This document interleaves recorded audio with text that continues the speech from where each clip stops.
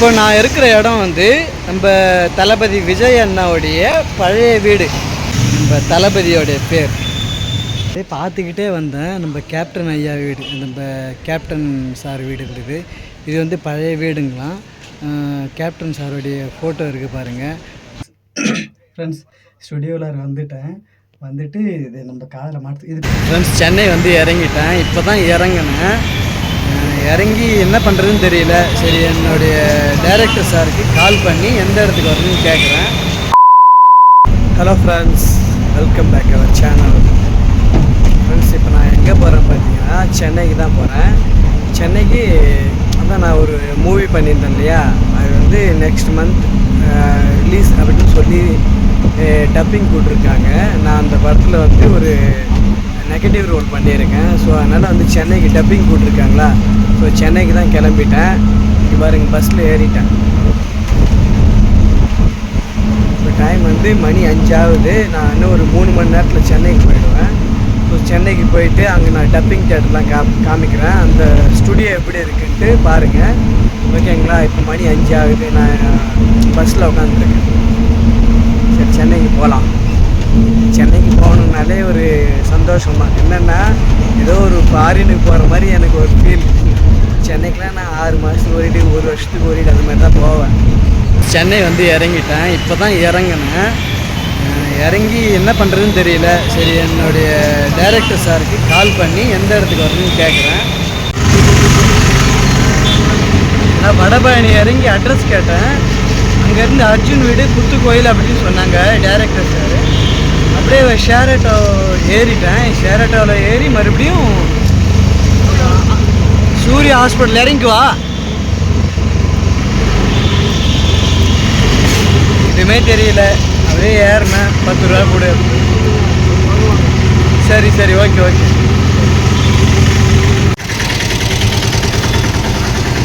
நான் சாலி கிராமம் அர்ஜுன் வீடு புத்து போயிருந்தேன்.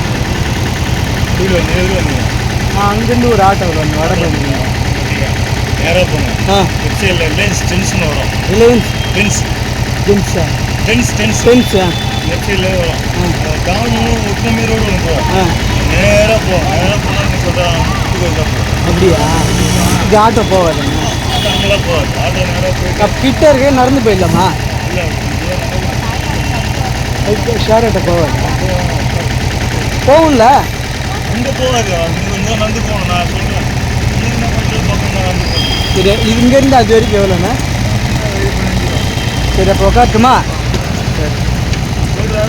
சரி ஓகே. இப்போ இது வந்து 2வது ஷேர் ஆட்டோவில் வந்து உட்காந்துருக்கேன். இங்கேருந்து அந்த இடத்துக்கு போகணுன்னாக்கா அங்கே இறக்கி விடுவாங்க. அங்கேருந்து கொஞ்சம் தூரம் நடந்து போகணும். சரி, போகலாம். ஆட்டோவில் உட்காந்துருக்கேன். ஃப்ரெண்ட்ஸ், மணி வந்து 8:30 ஆகிடுச்சு. ஸோ அதனால் டிஃபன் சாப்பிட்டுட்டு நம்ம வந்து ஸ்டுடியோவுக்கு போகலாம் அப்படின்ட்டு டிஃபன் சாப்பிட வந்திருக்கேன். 3 இட்லி வடை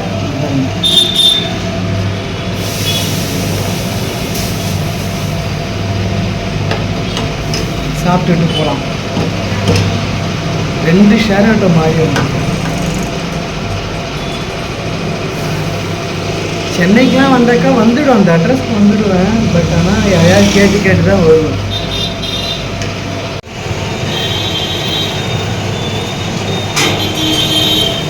டிஃபன் நல்லாயிருக்கு, சூப்பராக இருக்கு.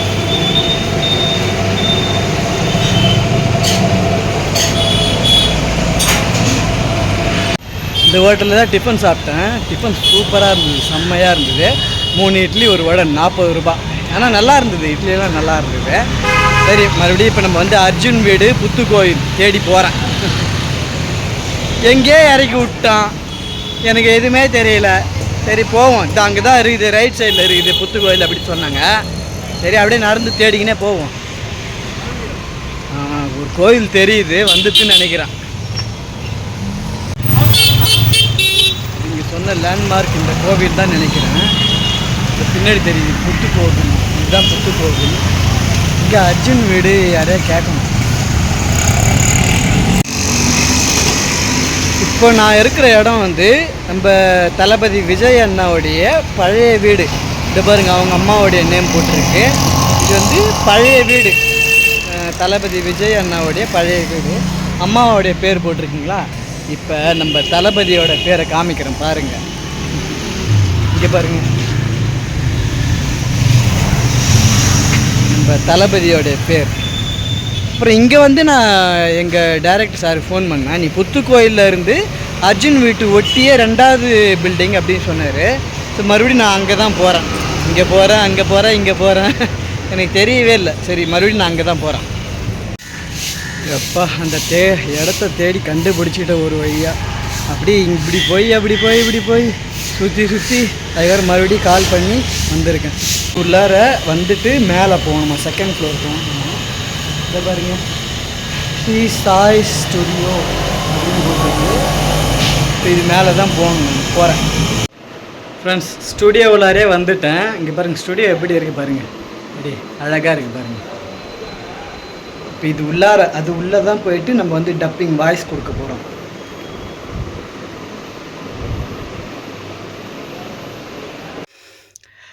இதுதான் டப்பிங் ஸ்டுடியோ.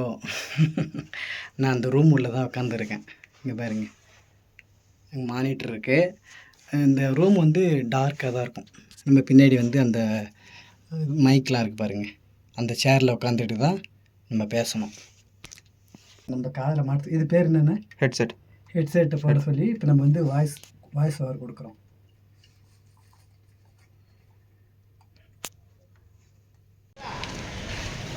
அப்படியே நான் டப்பிங் முடிச்சுட்டு வெளியில் வந்துட்டேன். வெளியில் வந்ததுக்கப்புறம் இந்த சாலி கிராமம்னாலே ஏதாவது ஒரு பெரிய தலைவர்கள் இருப்பாங்க. அப்படியே பார்த்துக்கிட்டே வந்தேன். நம்ம கேப்டன் ஐயா வீடு, நம்ம கேப்டன் சார் வீடு இருக்குது. இது வந்து பழைய வீடுங்களாம். கேப்டன் சாருடைய ஃபோட்டோ இருக்குது பாருங்கள். அவங்களுடைய பழைய வீடு தான் இது. கேப்டன் ஐயாவை தான் ஆனால் பார்க்க முடியல. சரி, அவங்க வீட்டையாவது பார்க்கலாம் தான் நான் வந்தேன். இதுதான் வந்து கேப்டன் ஐயா வீடு. ஃப்ரெண்ட்ஸ், சென்னையிலேருந்து பாண்டி கிளம்பிட்டேன். இப்போ மணி 4 ஆகுது. இப்போ தான் பஸ் ஏறினேன். நம்ம வீட்டுக்கு ஒரு 7-7:30 மணிக்கு வீட்டுக்கு போகணும்னு நினைக்கிறேன். அப்புறம் வந்து இங்கே குரம்பேட்டை பின்னாடி பிஸ்னஸ் சிஸ்டர் நிஷா மணிகண்டன் அவங்கெல்லாம் மிஸ் பண்ணுறேன். என்னென்னா நான் சொல்லியிருந்தேன், அவங்க மேபி வரது கூட பார்க்கறது கூட சான்ஸ் இருக்குது. நெக்ஸ்ட் டைம் என் ஒய்ஃப் கூட வந்தாக்கா கம்யூனிட்டி போஸ்ட் பண்ணிவிட்டு நான் இங்கே வருவேன். ஓகேங்களா? செம்ம வெயில் இங்கே. நான் மதியம் ஹோட்டலில் கூட சாப்பிடல. கேப்டன் விஜயகாந்த் நினைவு இடத்துக்கு போனால் அங்கே சாப்பாடு போட்டாங்க. சாப்பாடு சாப்பிட்டேன், சூப்பராக இருந்தது. அதுவும் 2 டைம் வாங்கி சாப்பிட்டேன். அவ்வளோதான் ஃப்ரெண்ட்ஸ், சென்னையிலேருந்து பாண்டி கிளம்புறேன். ஃப்ரெண்ட்ஸ், சென்னையிலேருந்து நான் வீட்டுக்கே வந்துட்டேன். இப்போ தான் மணி ஒரு 7:30 மணி வரைக்கும் வந்தேன். நான் வரும்போது பார்த்தீங்கன்னாக்கா அக்கா வந்து மேக்கப்லாம் போட்டுக்கின்னு ஏதோ ஃபங்க்ஷனுக்கு கிளம்புறாங்க.